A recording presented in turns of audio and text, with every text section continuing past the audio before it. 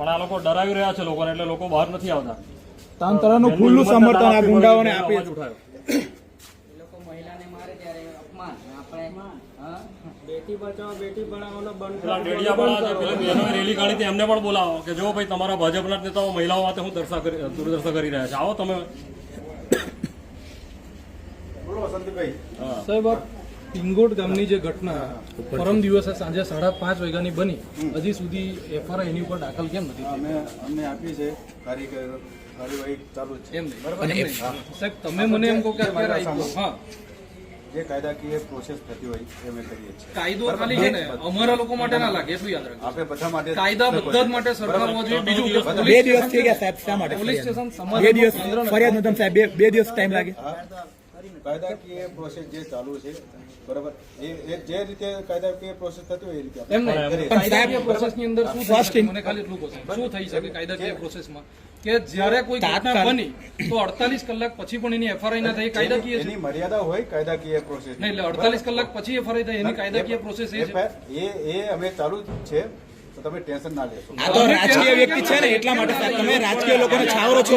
મહિલાઓની આજે બેનની હાલત તમે જોઈ શકો છો.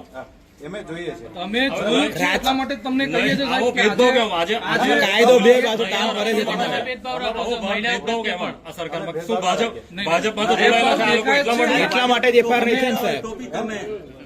ભેદભાવ ના રાખીએ અમે, બરાબર? તો સાહેબ એફઆઈઆર કોને કરી? અમારે આ જે ઘટના ઘટી છે, આ બેનને મારતો લાઈવ વિડીયો પણ છે, આખું ગુજરાતે જોયા વિડીયો. લાતો મારી છે.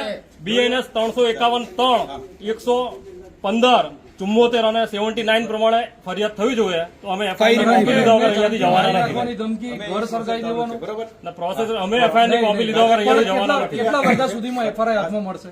અમે આપીએ છીએ, કેટલા વાગ્યા સુધીમાં સાહેબ? ના, ના, અમે અત્યારે આપો ઇમિડિયેટલી. સુધીમાં મળશે? કાયદાકીય કાર્યવાહી ચાલુ છે. કાયદાકીય આવી રીતે વાત કરો સાહેબ, કાયદાકીય પ્રક્રિયા ચાલુ છે, એ થોડું જવાબ થોડો દે. એ જવાબ આ સાહેબ અત્યારે ચૈતરભાઈ વસાવાને નહીં જેવી મેટરમાં વગર એફઆઈઆર એરેસ્ટ કરી લેતા હોય તો આ તો દેખીતા પ્રૂફ છે. 2 દિવસ બેનની હાલત એમની બેસાવી પોઝિશન નથી, ચલાવી પોઝિશન નથી અને વામેટો પર વામેટો કરી રહ્યા છે. ત્યારે આ મહિલા સુરક્ષાની વાત કરતી આ સરકારમાં જો મહિલાઓની આ પરિસ્થિતિ હોય તો શું આ માટે મેડિકલ કરાવો? 2 દિવસ થઈ ગયા, કઈ કાર્યવાહી નહીં કર્યું હમણાં. હું તમે એફઆઈઆર કેટલા વાગ્યા સુધીમાં આપો છો સાહેબ? અમે આ કાર્યવાહી ચાલુ છે. પણ કેટલા વાગ્યા સુધીમાં? કારણ કે કાર્યવાહી તો 48 કલાક પછી હજુ કાર્યવાહી સબમિટ છે. એ બધા બાજુમાં બેઠા છે.